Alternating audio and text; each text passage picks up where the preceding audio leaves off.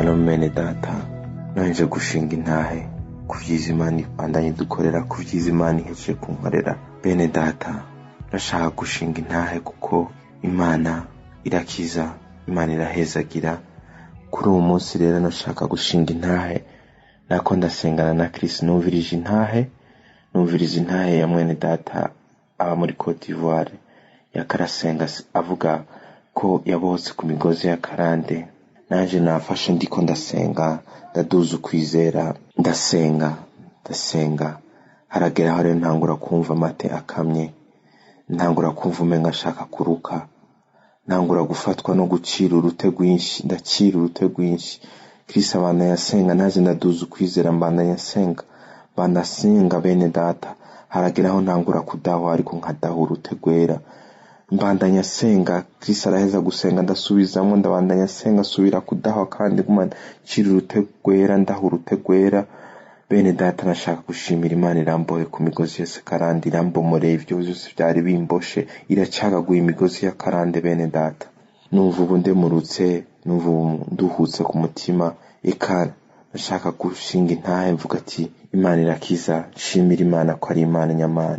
Imana urakoze nawe Kristo dusengera utatuzi. Eka nashaka gutera intege nabo bose babandanya basenge, Imana izobabohora. Yari intahe yanje. Shalom.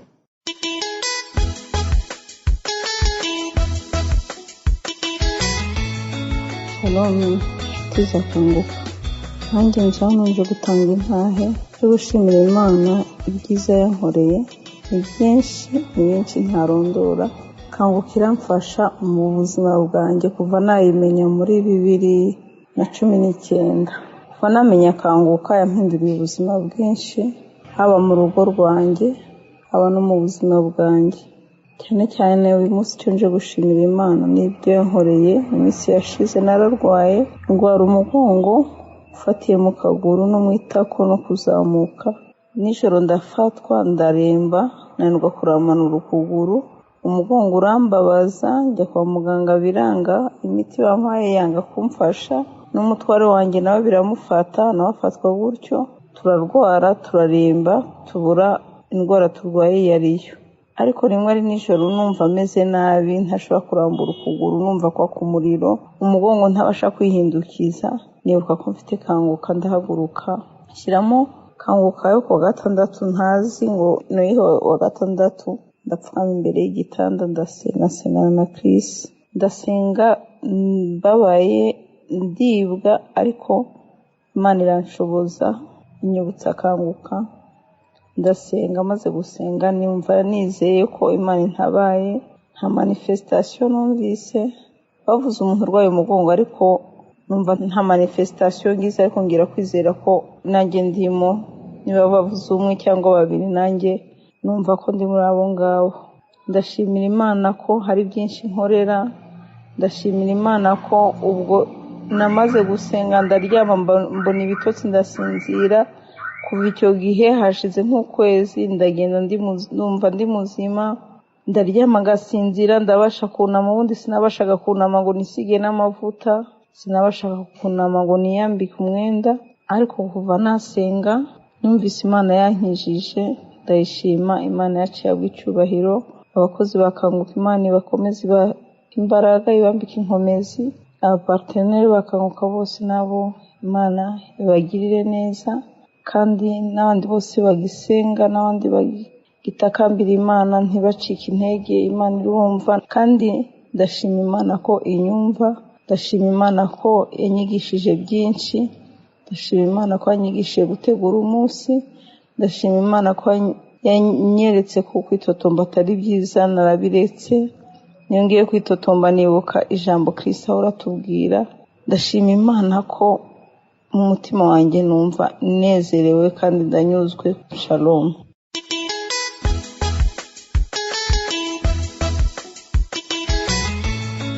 Ndabaramukije mwese abagize umuryango wa Kanguka. Nanje nje ngaha nje gushima ibyiza Imana yama yankoreye hano muri Kanguka. Umukozi w'Imana n'ukuri Imana imuhezagire cyane, yaratwigishije gusenga, yaratwigishije gutegura umunsi, natwe twahaboneye ibyiza byinshi. twahakiriye ibintu byinshi, twarahabohokeye. Imana ni Imana igira neza, ni Imana y'amahoro, ni Imana y'urukundo, ni Imana igira neza ibihe byose, turayishima rero. Ikinzanye rero gushima kuri uno mugoroba ni ukubabwira yuko je nagwaye ukuboko, ndakugwara kumbabaza cane mu nkokora y'iburyo, ububabare bukamanuka gushika ku gikonjo. Hamwe je mvuga nti none ga yemwe ko ngwaye ukuboko nzobigira gute, cane cane ukuboko kw'iburyo naterura ikintu nkababara rwose, naho ko bari akantu gafise ibiro bikeyi. Hanyuma mugabo nca numva umutima umbwira ati nta ngorane, turafise Imana muri Kanguka. Ariko naragiye kwa muganga aranyandikira kuja kugirisha ecography, barampima baca barambwira bati ufise ingwara yitwa tendinite, ati kandi igeze kuri stade iri avance, ati ugabanye ibikorwa ukora, ugabanye guterura ibikuremera, udurashirako amabarafu, unywe imiti y'ububabare, mugabo ukazukumva ko bibandanije kuko bigeze kuri stade ya kure, uzoca uza tukurungike ku mushireja barabe ico bogufasha. Ndavuga nti naco ivyo ni muganga bivuze, mugabo turafise umuganga mukuru, reka nze ndasengera muri Kanguka nzokira. Nkaza ndafata rero kuwa gatandatu mpejeje kumviriza intahe, nza ndafata mu nyuma ndabiheba kuko nari bise ibindi vyinshi mfatira nkirindiriye. Hanyuma sinzi ingene numvirije intahe, numva umuntu ariko arashima ko yagwaye ukuboko kukamubabaza, hanyuma agasengera muri Kanguka agakira. Niho nagira nti mbega kwa kuboko kutakimbabaza, sigaye nterura ibintu. Niho naciye ndavyibuka, ndakunyiganza, ndaguhindukiza, ndasubira, numva hantu nta na gatoyi ko kumbabaza kakirimwo. Ndumva neza ko nemejwe ko nakize. Ububabare nari mfise nkaba ntacumva ikintu na kimwe, nukuri Imana warankijije ndagushima. Yego narinje rero gushinga intahe, ndasavye imbabazi naratevye gushinga iyi ntahe kubera ko nari mfise ibindi vyinshi ndiko ndasengera. Nkavuga nti ndarindiriye Imana ingirire neza nkuko yama, ndabikire vyose, mugabo nasanze ndiko ndihenda kuko gushinga intahe umuhoro uruguruye.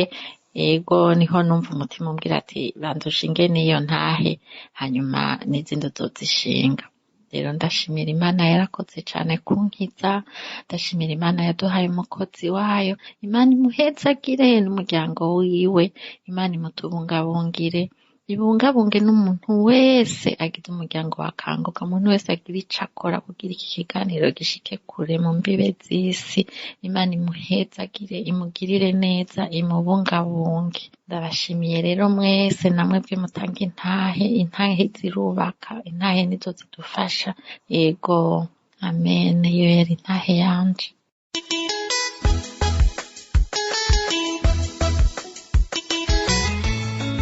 Shalom, ndabaramukije mu izina ry'umucunguzi wacu Yesu Kristo.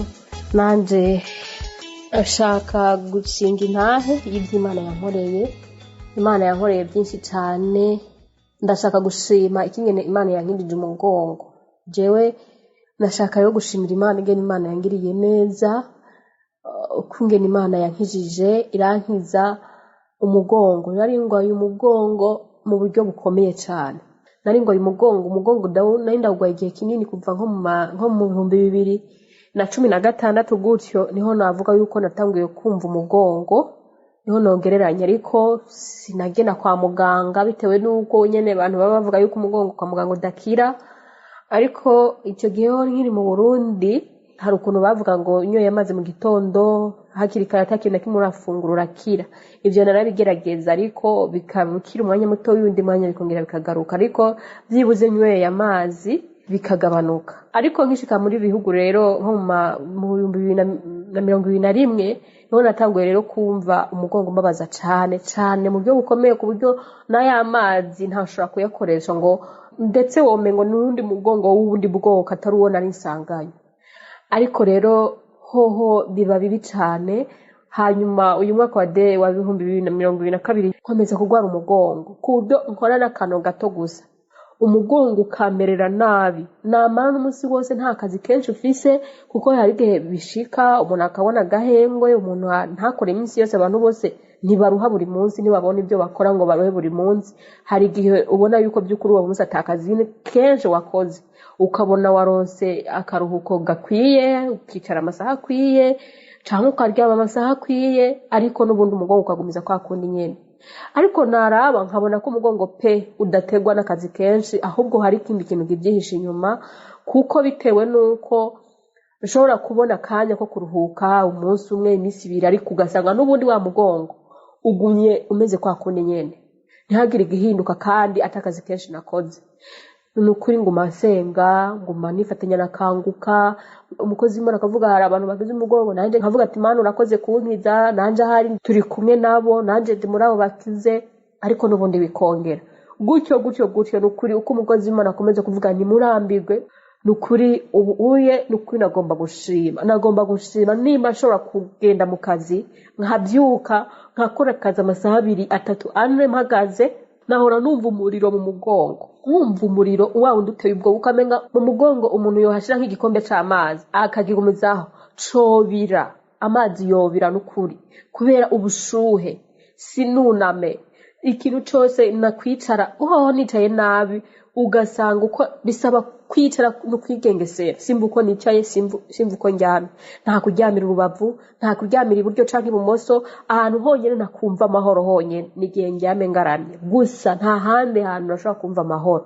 Njyamye ngaramye niho nakumva amahoro, ibindi byose haba kwicara haba kuryama nihenze nkaryama, mbese wamenga ndafise umugongo ufise condition utagomba kurenga, wamenga umugongo urama condition uburyo ngomba kwifata mu kwicara, mu kuryama no mu gukora. Nukuri ubu ndashimira Imana pe, ndashimira Imana nimba nshobora kugenda nkakora amasaha 4, 5, nkumva umunsi wose niriwe atamugongo ufashe. Nukuri ndabishimye byari ibintu bimbujije amahoro, nkabona kumengo bigomba kunteranya na mabuja, bigomba kunteranya n'akazi. Nukuri ndashimira Imana. Nagiye kwa muganga, ariko kwa muganga barantera ibishinge 2, baba n'imiti, ahubwo ndagenda no kuruhuka iminsi 3, iminsi 4 nicaye nta kintu na kimwe ndiko ndakora, ariko umugongo ahubwo ho kuryama, uko njyama cyane niko warushirizaho kumbabaza gose. Nukuri ndashimira Imana pe, ndashimira Imana n'Imana yabikoze.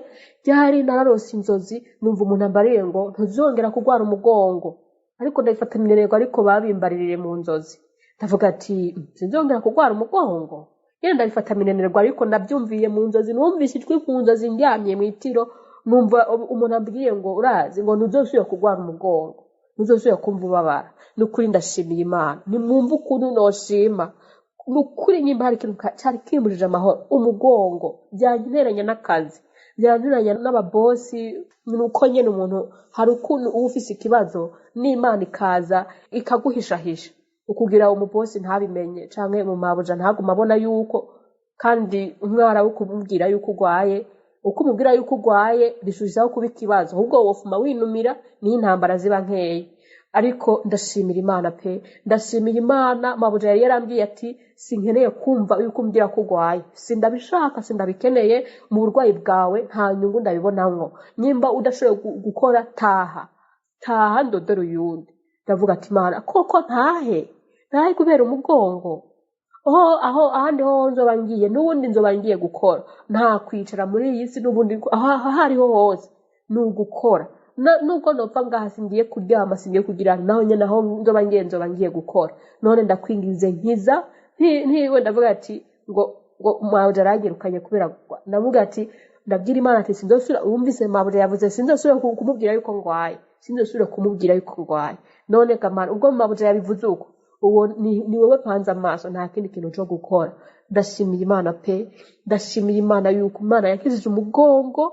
Nukuri Mana, iyo ndiko ndakora ndi mu gikoni ndanezerwa, numve urazi gukora umva widegemza umubiri wawe, umubiri wanje wandemera, ukamengo nikoreye inzu, nkavuga n'ubu byibuhe niki, nkumva ndiremereye ubwanje, nkumva siniterura kubera umugongo. Ariko ndashimiye Imana. Nukuri umukozi Imana imuhezagire, nukuri abashigikira igikorwa cya Kanguka, Imana ishe kubahezage no kubagirira neza.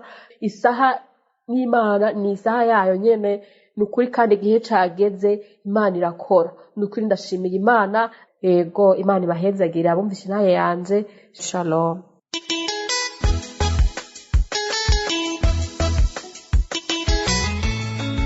Shalom mavukanye, nduwo Imana yagiriye neza biciye muri Kanguka. Kanguka yaramboye mu bintu byinshi, Kanguka yaramfashije mu buzima, Kanguka yarandemesheje igihe naba nihebuye. Byinshi nagenda kira muri Kanguka, byinshi nkanibuka. Ni ukuri umuntu yizereye muri Kanguka ntiyigera amaramara. Jewe ngira inshinga intahe, ariko mbanje gusaba imbabazi, naratevye gushinga intahe, naguma ndabinegirija. Mvuze ngo shinga intahe hagaca haza ikindi kintu kikantangira. Hama jewe ndumwigeme akiri muto, navuga ko akiri muto. Jewe ubwa mbere ku amaregre yarambabaza cyane, amaduleur yaba menshi. Hageze iyo tariki narumva ko nyene numvise amaganya, numva mengo urupfu rwanje ruregereje kubera ukuntu byangira. Naravumisa, nkagwara, nkamera nk'urwaye malaria, nkaribwa cyane cyane, nkumva mengo nova kw'isi nkayivako. Uwo mwanya naba nuzuye kwiheba, nkababara cyane. Jewe Kanguka nayimenye kuva 2019, ariko nayimenye biciye ku mukuzine. Numvise ariko arayumviriza, nca mbona ariko arasengeramo, ariko ico gihe je sinavyitayeho. Navuga ati ibyo nta mwanya nigeze ndabiha, kubera ko naniga muri interna, sinongeye kuyironka mwako kanya. Mu nyuma maze amashuri, hageze ko ndayumviriza, nkaca numva ivyo bintu ntibibaho, nkaca numva mengo nibibeshi. Ego sinabiha agaciro cyane, ariko mu nyuma naragiye ndamenyera, ntangura kumviriza intahe, ndumviriza abantu ukuntu bagiye barabohoka, ibintu byinshi bitandukanye. Amasida yarakize, amadiabete, hypertension. Vraiment ntangura kumva icyizere mu mutima, numva ntanguye kuyikunda. Aragera igihe nza ndayumviriza kenshi nyene, numva nyene ndavyiyumvisemwo. Bwa mbere na mama yivugije narashavura, urumva nyene sinzi, narashavura cyane. Ariko mu nyuma nyene nagiye ndatahura ko harimwo Imana. Numvise benshi bagiye barabohoka, kandi nta numwe aba yegeranye n'umukozi w'Imana.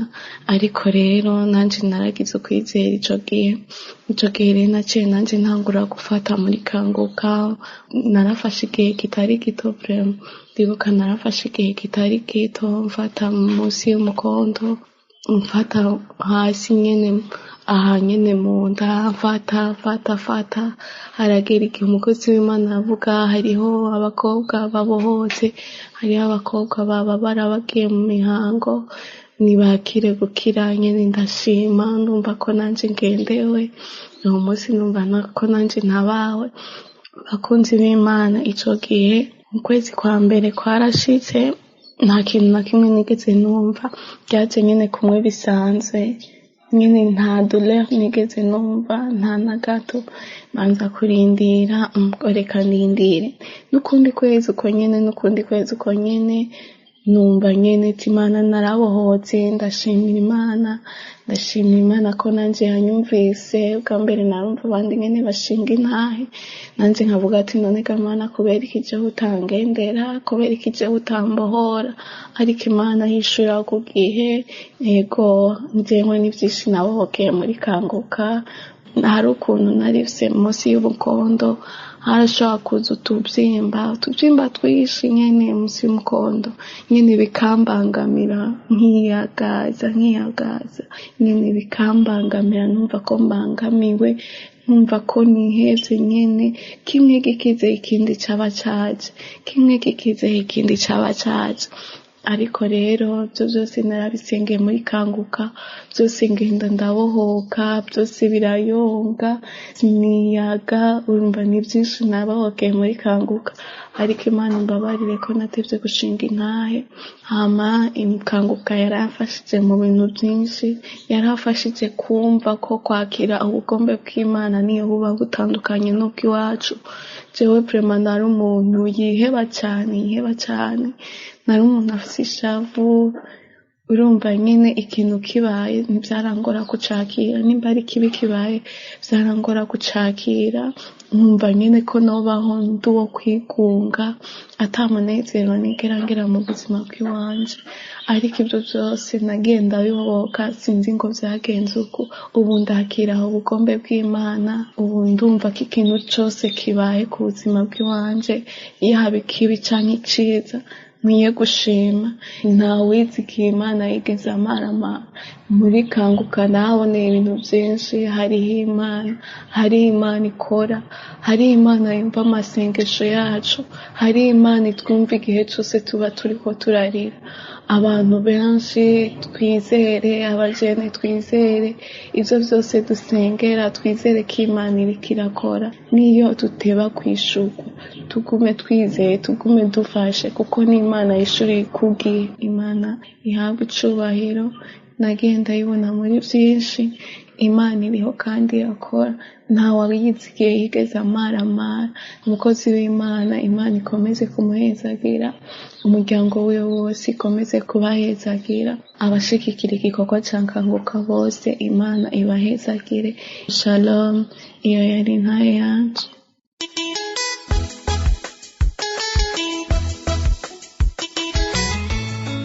Shalom. Je nagomba gushima Imana nongera nshinga intahe zizeje kunkorera. Je nari maze indwi n'iminsi mike yangwaye. Nafashwe ngwaye nk'umuntu agwaye amanjine, mbabara mu mihogo cane, ntasama, ntamira, merewe nabi, mbabara imitsi yo kwizosi, bijana no mu mutwe, eka merewe nabi cane. Hamaheze iminsi 3 ndaja kwa muganga. Umuganga ndamushikiriye arandabira mu mihogo, ambwira ati nukuri nta kintu mbona, nta njine ufise, ati gusa urafise aka inflammation gato mu mihogo, ati mugabo kuvuga ko babara, ati reka ndakwandikire umuti w'ububabare na antibiotique, ati nivyabandanya uzogaruka. Hanyuma ndagenda ndafata iyo miti, mugabo bimwe byo kubabara mu mihogo birahera, ndasubira ndashobora gufungura, ego y'amadolo yo mu mihogo arahera, ariko kwizosi no mu mutwe birabandanya, ntivyigeze bivaho. Ndababara nguma mbabara, noneho biheze iminsi, uko iminsi ihera byafatana n'umugongo, umugongo ukababara cane. Noneho uko iminsi ihera amaguru, amaboko bigafatana, nkumva byose ndababara, sinashobora gutambuka, sinashobora kuduga ama escalier. Ndiko ndaduga ama escalier wamengo nikoreye ibiro by'imisozi. Umwana sinari gushobora kumuterura kubera amaboko yanje yararemerewe cyane, sinashobora no guterura n'umwana.